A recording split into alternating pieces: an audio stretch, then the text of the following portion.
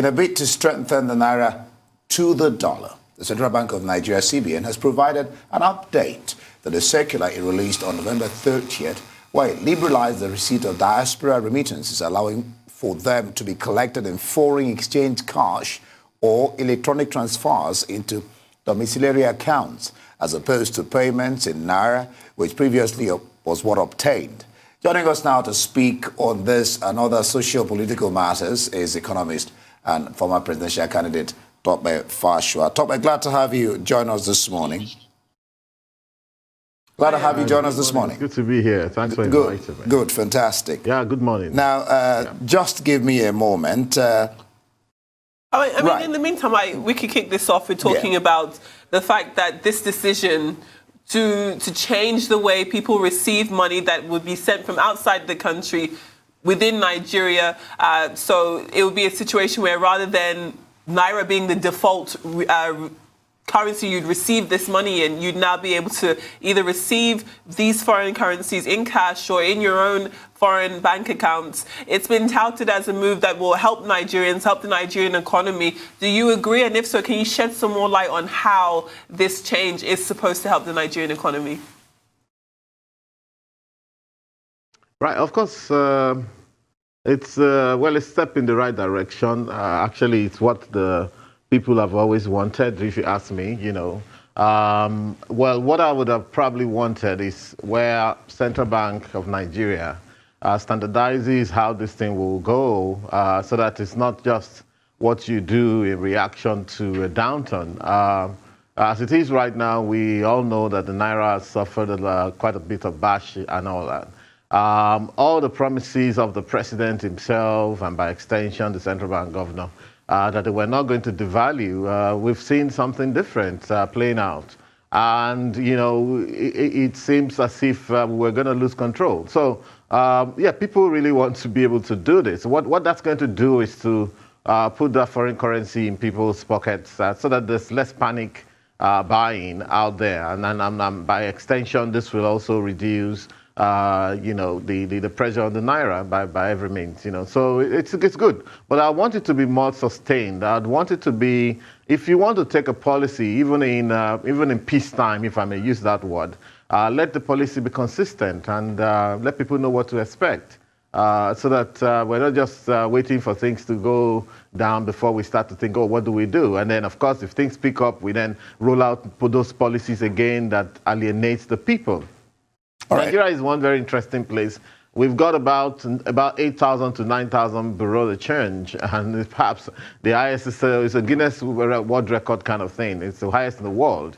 I did a study some time back, found out that even in the United Kingdom, they have about 125 different brands. In the US, it was a bit more difficult because you don't get to change money on the streets in the US, except you are in the airports, and in fact, it's the large international airports. But in New York City, which is a tourist destination, they had 45. And so these BDCs were meant to be the avenue by which it'll be easier for people to get foreign exchange when they need it, for example, for travel, for health reasons, and for education, if you like, filling what they call the Form A and so on. But I don't think they've actually served their purposes. And in fact, the central bank is back to giving them money every week or thereabouts now. And it's supposed to be, this money is supposed to be given to people who travel. But not many people are traveling yet, we know. So, I mean, all this gaming of the system is a bit worrisome, if you ask me. But I think eventually, with a lot of pressure, with opinions coming from outside and so on, perhaps the central bank will be able to get a hang of this foreign currency, but especially of our currency. The issue right now is the naira. At the end of the day, what will strengthen the naira is actually, of course, as everybody knows, productivity. How productive are we? And of course, there's what we call economic complexity, which is what they call the knowledge quotient of the goods and services produced by a country. So when we look at what do we produce, crude oil, how much is our own knowledge quotient that goes into that? Zero. All the production and all of that is done with foreign components and so on. And of course, even foreign personnel, if you ask me, And then what else do? We produce agricultural goods, maybe a bit of solid mineral. That's in a lot to match. If you actually look at it, the Naira vis-a-vis other foreign currencies, especially the dollar now, you realize that, look, we weren't going to go anywhere. And so we need to start working on that economic complexity. And I don't like saying these things just to sound like I know, like everybody tries to sound like they know what they're talking about. Building economic complexity takes time. It takes resolve. It takes a vision. And it actually takes a lockdown in some ways. And that's why sometimes I actually do support the idea of the restriction on 43 items like rice, like Indian candle, like toothpicks, and so on. I actually quite believe in that policy by the central bank.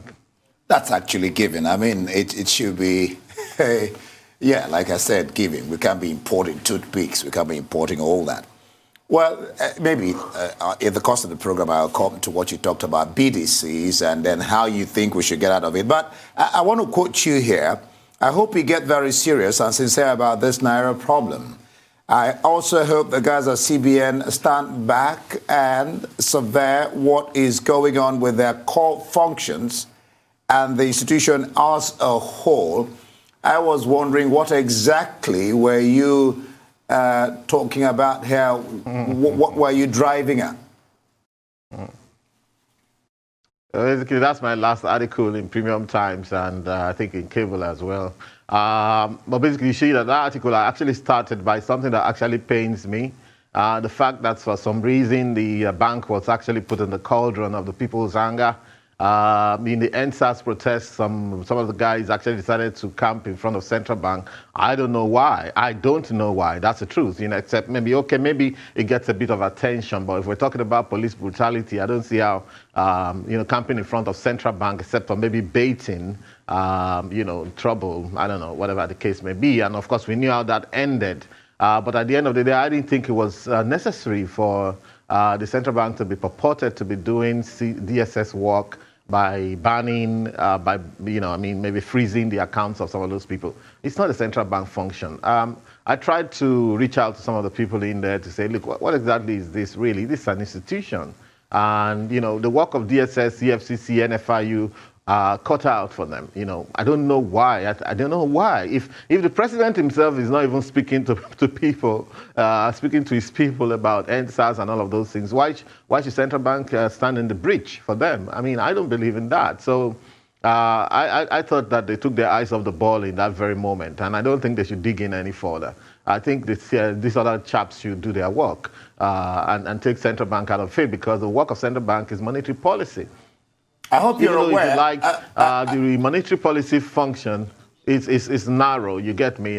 Monetary policy function is narrow, and so in periods of economic upheavals like we have now, the central banks around the world. I'm sorry to have to cut in. You're still in the middle of your sentence, but it is time for us to take a short break. Please do stay with us. We'll continue this conversation once we head back from this short break.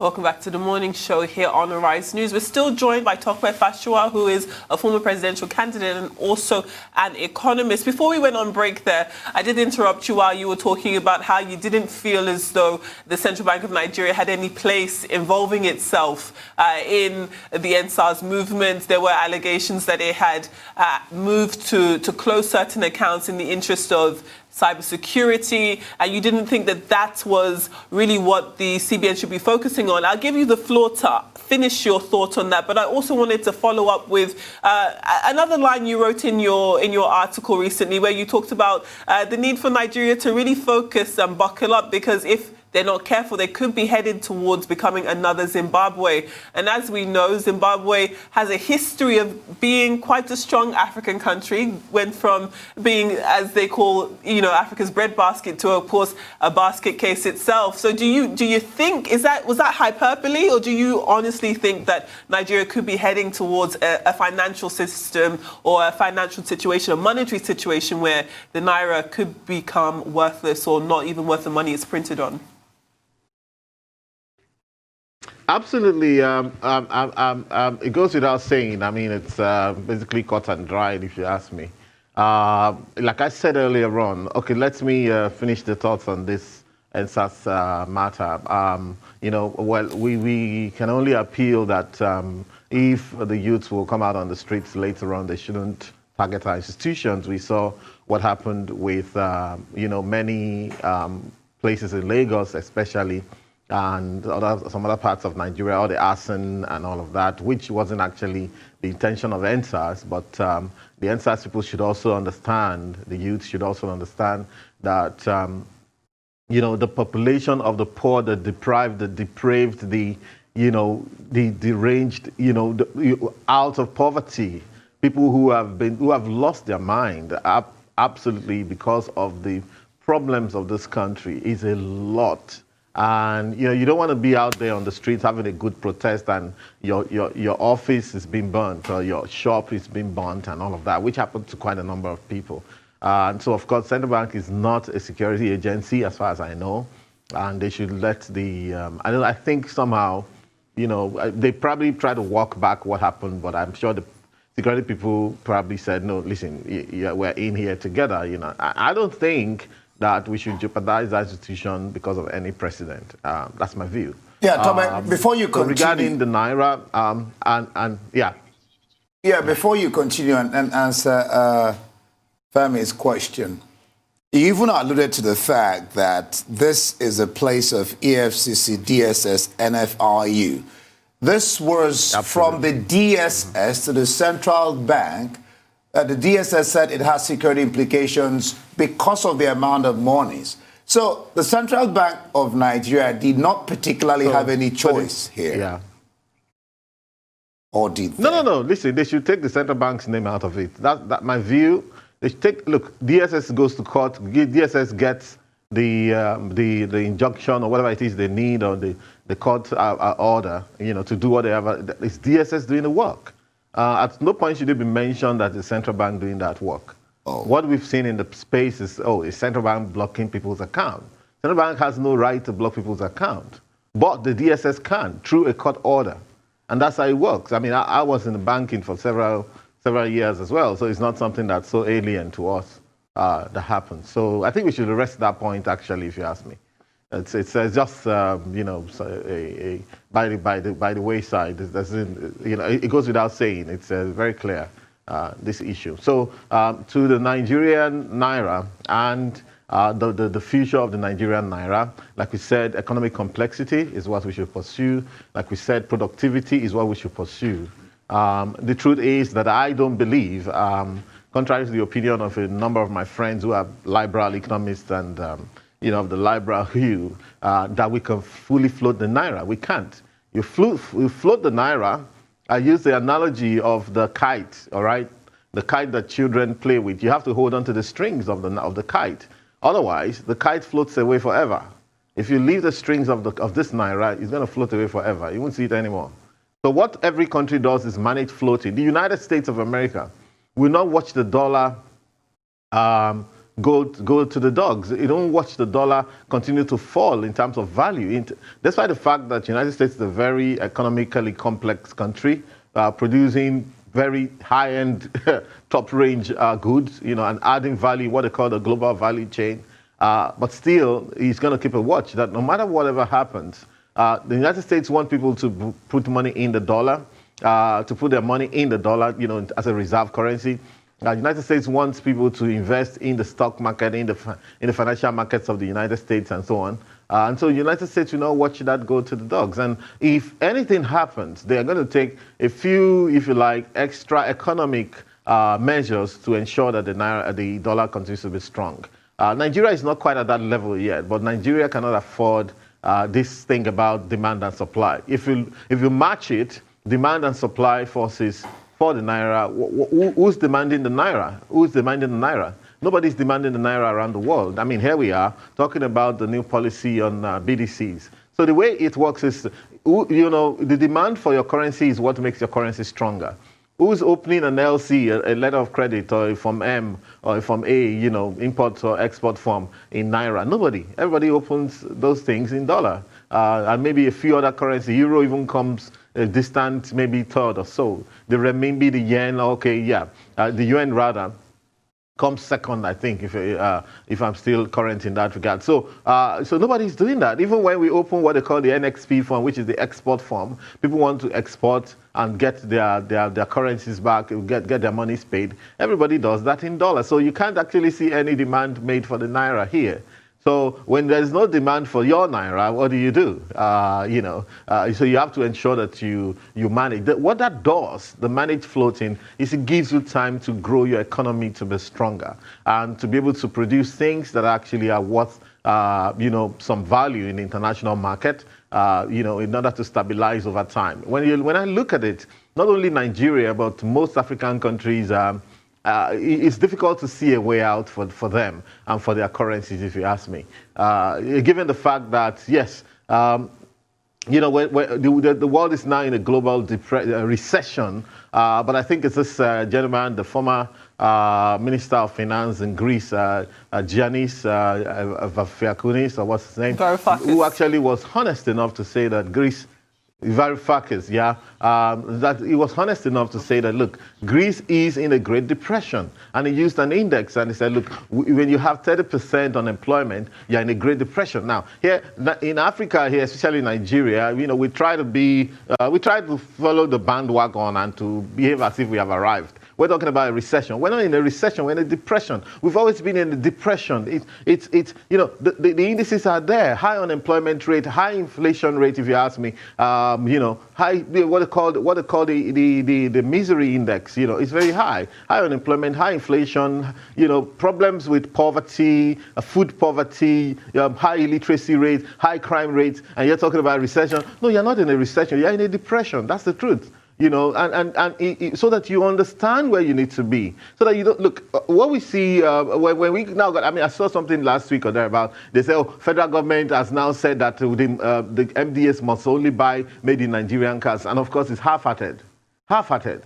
Those who work with federal government will tell you, they won't touch innocent cars or Peugeot with a mile-long pole. Are we supposed to be here? Are we serious at all? So at the end of the day, we keep on, using public money to do funny things that we're not supposed to do, and then we now begin to cry over spilled milk after everything goes down south. So that's the situation we find ourselves. So we need to do a lot of work in order to actually be able to rescue the naira.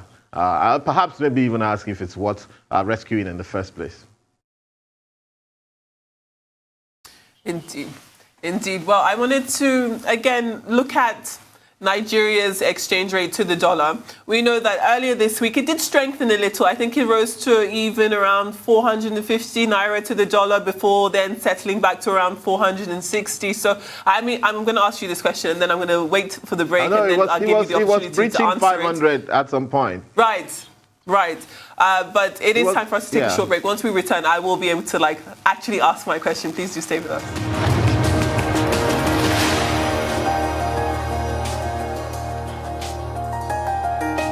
Welcome back to the morning show here on HRISE News. As ever, we're still joined by economist and former presidential candidate Tope Fasua. Tope, before we went on break there, and actually during the break, I inadvertently set off a really interesting protest within the confines of our studio here, because I had mentioned the naira reaching around 400. Fluctuating between 480 to 460 this week, and then you said it actually hit 500, to which I was surprised because I didn't think it hit 500 this week. Is that the case? No, it almost did. It got to 492 at some point. Okay. So so what's left really? Yeah. See, funnily enough, my question was going to talk about the naira showing some signs of its strengthening against the greenback, and I wanted to ask you whether or not you think that is early signs that perhaps this move by the central bank is working, is serving its intended purpose. Yes, hopefully so. The market will always react to policies such as this. And of course, it's a very brave policy by the central bank, must be said. It's a very brave policy. It's not what they would like to do, because the central bank likes to be in control of the dollar inflow, to a large extent in the economy. And of course, we don't want to dollarize the economy, because before you know it, everybody's demanding for dollar for everything they do. God forbid that the Okada rider would ask for dollar at some point if you don't. And of course, it's a case of losing confidence in the naira. So what they've done is great, and at least for now, and it serves a purpose. But we also have to be careful about it. So what they've done is great. The market will react, but can we sustain that reaction? Is the issue, and then what else do we have to do to consolidate on that action and that decision?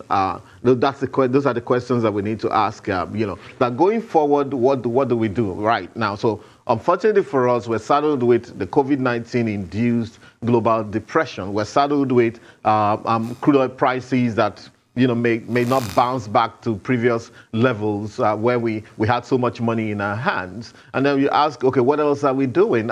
Who's mobilizing what? What's happening outside the box that's going to take us out of this quagmire and get us to be really productive and earning money and being a player in the global market? Those are the things. What are we producing? How long do we have? If you ask me, how long do we have to organize ourselves, okay, in order to get where we need to get to? A part of it is this. In the Great Depression in the 1930s, the United States was, of course, in the Great Depression. Almost everything we see in Nigeria, vagrancy, all of those stuff, unemployment, everything happened. Crime. That was the time of John Dillinger, Bonnie and Clyde, and all of that, robbing banks and so on in the United States. But they did quite a number of things. Of course, Roosevelt came in 1933. And of course, rolled out quite a few policies. A part of it, what they call the New Deal. A lot of productivity, a lot of building and construction. It didn't quite work until 1942, 7th of December 1941. Pearl Harbor was bombed, and of course, the next day, USA joined the war effort. Before then, we tried not to join the war effort, but actually was supplying, petroleum and all of that to both sides, really. So, and of course, but between April 1942 and December 1944, a policy was made that because of the war effort and because of how at some point you needed to lock down fully, there was not going to be any new car production or new car sale in the United States. And of course, General Motors, Ford and Co. and all of these car manufacturers were asked to recalibrate their plants to be able to produce warplanes, passenger planes and so on. They became so productive, producing as many as 100,000 every year of each of these products, and everybody joined in. I like to let Nigerians understand that, look, we're in a war. Okay, like I said earlier on, we're not in a depression. I mean, depression has no meaning to the man on the street. The depression is when you measure your GDP. Even the inventor, if you like, of the concept of GDP, Simon Kuznets in 1937 did say how very limited the use was going to be. So if you say, our GDP has dropped for 2 consecutive quarters, therefore we're in a recession, the man on the street doesn't understand what you're talking about. All right. So, of course, like they say on the streets also, okay, am I to stop? Yeah, no, of course, it's a conversation, not a monologue. I just wanted to come in there. Now, talk about the CBN governor is actually picked at analysts like you and your rhetoric on the parallel market rate. He said that the parallel market has just about 5% of the market share. He calls it a tainted market where people who desire to deal in illegal forex transactions source forex for purposes of bribes and corruption. But you said that the best way of managing our forex is to allow banks service customer needs. In that way, there will be less dependence on BDCs. Yeah. So let's hear what you have to say. That's my thinking. Yeah, about what the central bank governor said. I'm not sure. I'm not sure, Mr. Emefiele. Yeah, I'm not sure he's actually picked by people like me. He reads my writing a couple of times. I think he's read it a couple of times. I met him once, so I'd say I'm his friend, quote and unquote, even though we're not chums. I'm not at his level. He's way up there, so on. But he knows what. Now, when he made that statement, I think it was under tremendous pressure Of course, like I wrote in my article, there's what is called price discovery in any market. And when you talk about price discovery, is a process by which a price is set for a certain product. This time around, the dollar is a product. Okay, naira. How much naira do you need in order to buy a dollar? You know, and in setting the price, what you do is you survey the entire spectrum. And, you know, sometimes when you look at a spectrum and you see that at this end of the spectrum, there's an outlier, what they call outliers, you know, in financial markets. There's an outlier. Somebody is demanding the naira at this rate. It looks crazy, but someone would actually buy at this rate. Now, that informs you at this current moment, which is the spot market, to say this spot market needs to go up. Now, so for example, if you had a market where somebody was ready to sell the dollar at 200 naira to the dollar, it is also an outlier. And you have to look at that and say, hey, there's something going on. There's a reason why someone is ready to dispose at 200 naira to $1. So the market is not as unimportant as you know, Mr. Emefiele said. I beg to disagree with him on that. It's not as unimportant. I also think that the sheer ease with which one can go in there, you know, and, you know, buy me from your car window, change a few dollars. You have $20. You quickly need to buy something, change it by, you know, your car window, and you drive off. That can't be matched in terms of service, in terms of efficiency, by going inside the bank or the whatever. Now, I know that there seems to be a kind of nexus between those guys we see on the street and the BDCs. Many of them now work for the BDCs, even though the BDCs are not meant to sell money on the streets. They are supposed to be selling documented money in terms of people traveling abroad and so on. I'm not a fan of BDCs, I must say, really. I believe that the banks can actually do a lot of those functions. In 2016, this same problem happened. President Buhari said, no, I'm never going to devalue the naira. Nobody should talk to him about that. And I believe that at that time, of course, they were just coming in. President Buhari hadn't appointed any minister. And, of course, he also then fell ill. And I felt that, of course, the central bank governor did not have access to him at that point in time to be able to say, listen, this is how this thing works, and so on. So the man came with his own ideas. Never will you guys tell me to devalue. At the end of the day, we had to devalue the naira. From 199 or 216, where it was in the Jonathan days, it went down to 306 officially. And of course, on the street, 350. And this went on until this new era now, where we're talking about maybe 389, 390 something officially. And then on the streets, 400 and something. You know, so it's just for me, it's quite distressing because, I mean, we just see things going down, down, down, down. And of course, I've even taken a historical view of this before to say, why is it that the only thing that can happen to the naira is to go down? You know, in 1962, there was a document I saw online, a World Bank document, where Nigeria borrowed about $57 million or thereabout to fix Apapa Road. Okay, and the justification was that they needed to be able to clear goods easily from the port. And naira, one Nigerian pound was $2.80 as at that time. One Nigerian pound was $2.80. Of course, lost a bit of value, but as at 1986 or thereabout, it was still about one Nigerian naira was about $1.80, $1.60, almost $2. But from that 1986 under Babangida, we started devaluing. It's in one-way street, down, down, down, down, down. So what do we do? So at some point in time, we need to get honest with ourselves. I believe that the banks can actually do a lot of the work that BDCs are doing. I think, okay, fine, the BDCs can actually support, but because the central bank needs to put that they can hold responsible. There's a regulatory aspect. There's a you know, in terms of sanctions and so on that needs to be done in order to maintain this market. Remember that in any market there'll be arbitrageurs, those guys who are looking for making a quick buck, you know, from exploiting the market, and it's totally legal.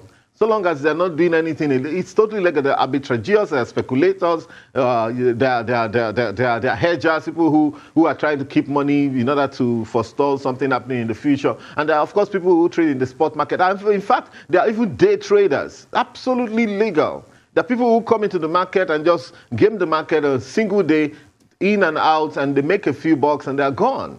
So you see, I would advise the central bank that, look, the view of the market should be that, look, all sorts of crazy people are going to come in there. And in fact, that's what they call the three generations of currency crisis, which I've always, that number one is that the first generation is, thou shalt not fix your currency. And in fixing, thou shalt not even say, we're going to defend the naira. Oh, don't worry. No. You see, when you do that, you actually give ideas to speculators. They're watching your body language. The central bank governor is just like we had Alan Greenspan. Those people are watching. Okay, this is what he said, but what did he mean? How did he look at that point in time? What kind of tie was he wearing on that day? Was he wearing his usual green tie, or did he wear something different? Does that mean something? That's the first generation. Second generation. Let me quickly land. The second generation is what's called the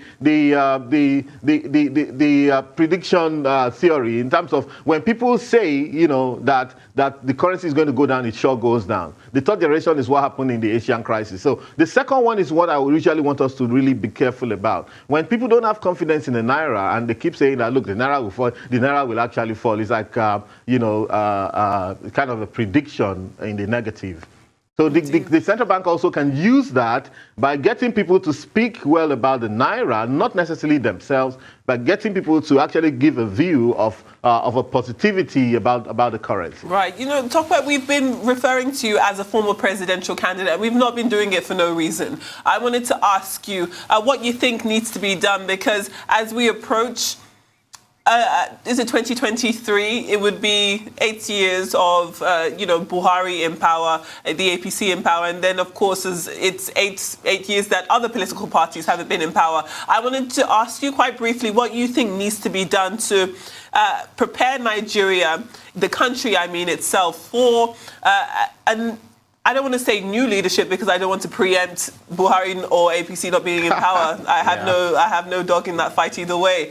But I just wanted to ask you what you think Nigeria should look like, what leadership would look like differently as we approach another cycle of political change. Unfortunately, I'm not very, very hopeful, really. You saw what happened with NANS yesterday. Some guy who's 45 years old emerged as the leader of NANS. NANS, in my time in university, used to be run by teenagers, right? The president will be maybe 18 years old or 19 at best, or maybe 20. And then now we have a 45 years old civil servant being installed, and I heard that it was a fight between APC and PDP.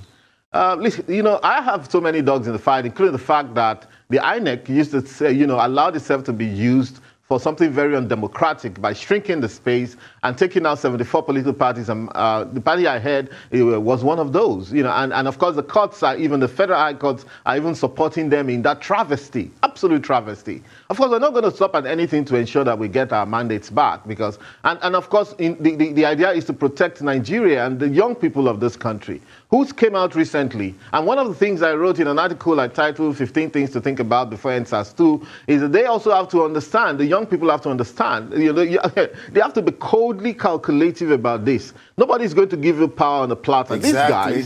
These guys are ready to entrench themselves. Listen, they've taken over your NANS, for crying out loud.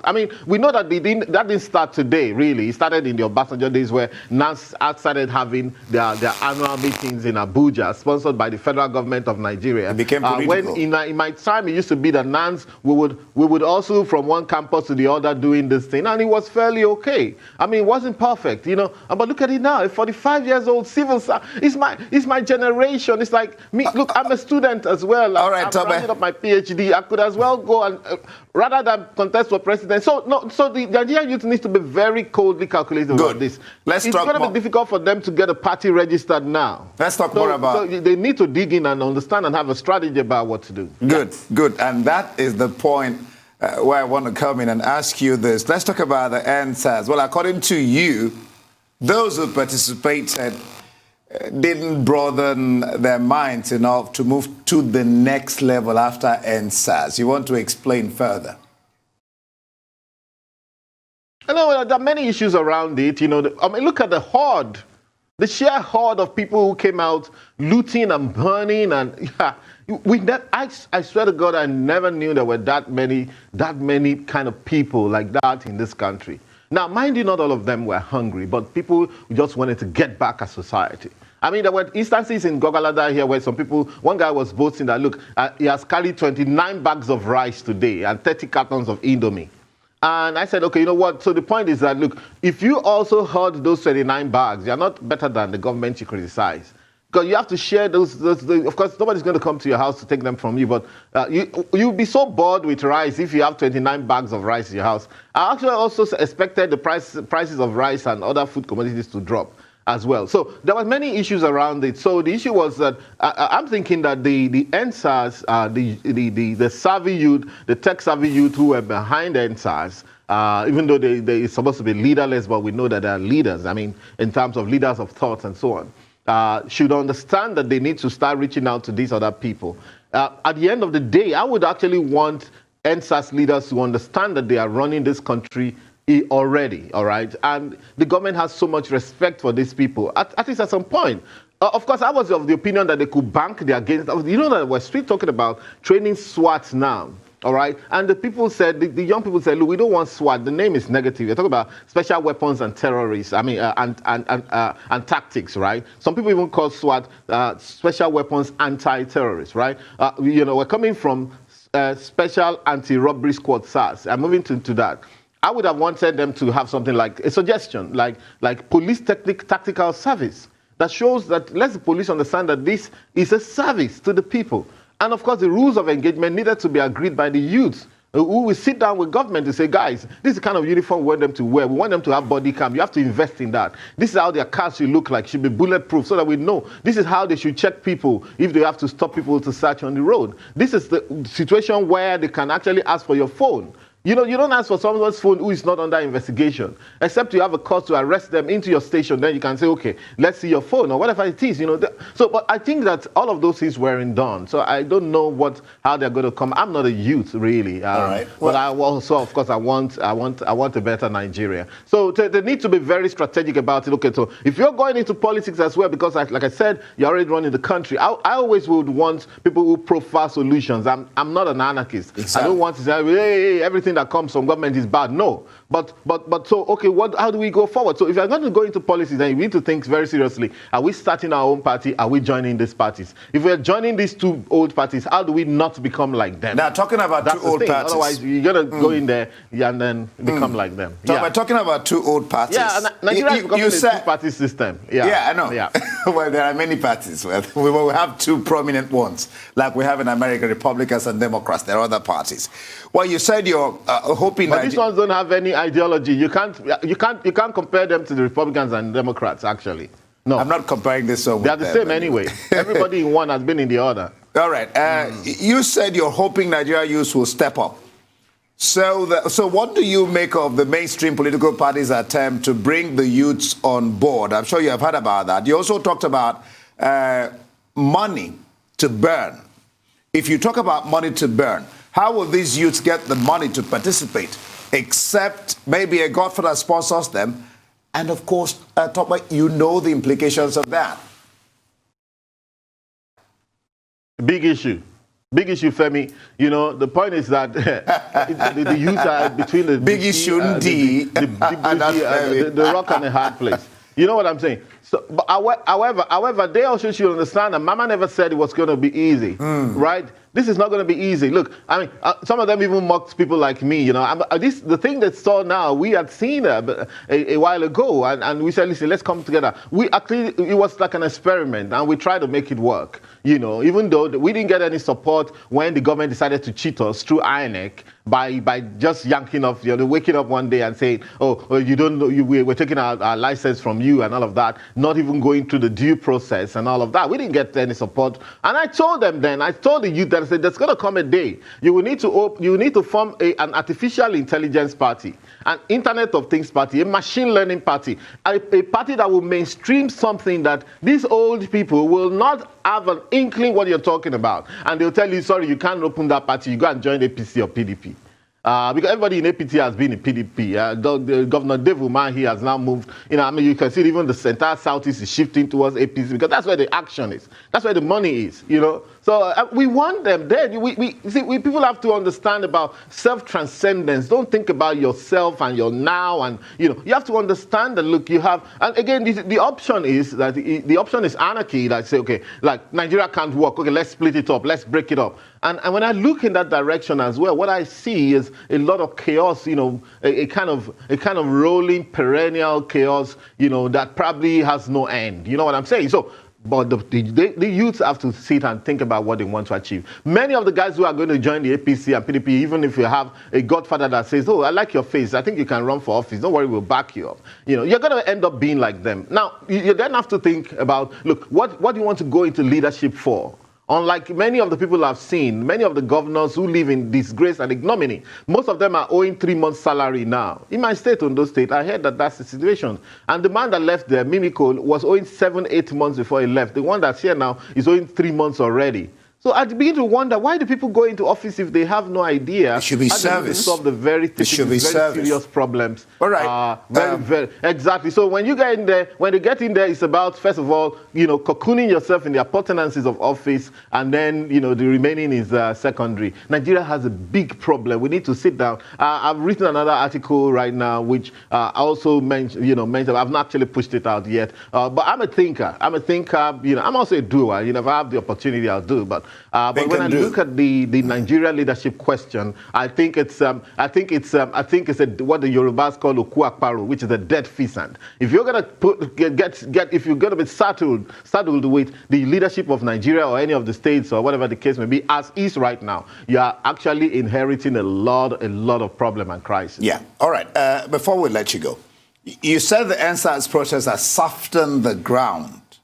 And so this may be the time to bend the iron while it is hot. Yet you say that these youths don't seem to understand the next level principle. The question then, Tope, is who did they soften the ground for? They softened the ground for themselves. So now let me quickly tell them that, look, opening a new party is going to be a gargantuous, a terribly difficult affair. In our time, we started in 2016 December.